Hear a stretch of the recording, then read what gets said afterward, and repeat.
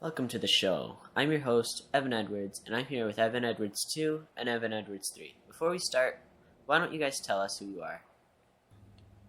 I'm Evan Edwards 2, and this is Evan Edwards 3. We are actors in the upcoming movie Shattered. Can you tell us what this movie's about? It's based on the novel Shattered, written by Eric Walters. This book in particular was written to appeal to high school students who can relate to the story somewhat. The main premise is about the Rwanda genocide, and one of the UN soldiers' experiences there, as well as his mental struggles afterwards. That sounds like an interesting movie. From what I've heard, Rwanda is a pretty gruesome place. May I ask why you guys decided to take this role?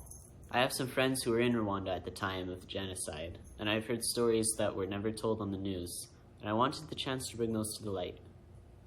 For me, I have to say that after being offered the position, I was skeptical about whether I wanted to do this, but after only a little bit of research, I just could not refuse the opportunity. We're still looking good on time, so coming back to Evan Edwards 2, you said you have heard stories not displayed on the news. Would you be able to tell us about one or two of these stories with the time we have left? Certainly.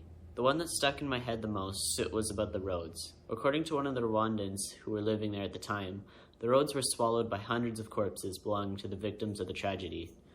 He also talked about the roadblocks that were set up to prevent anyone from escaping. That sounds very tragic. Are you able to tell us if there may be any scenes similar to what you have described in the movie that you guys filmed? What I can tell you is that there were scenes that were meant to represent Rwanda. But nothing can come close to the real thing that would have looked horrible. That is about all the time we have left. Any last comments from you, Evan 3?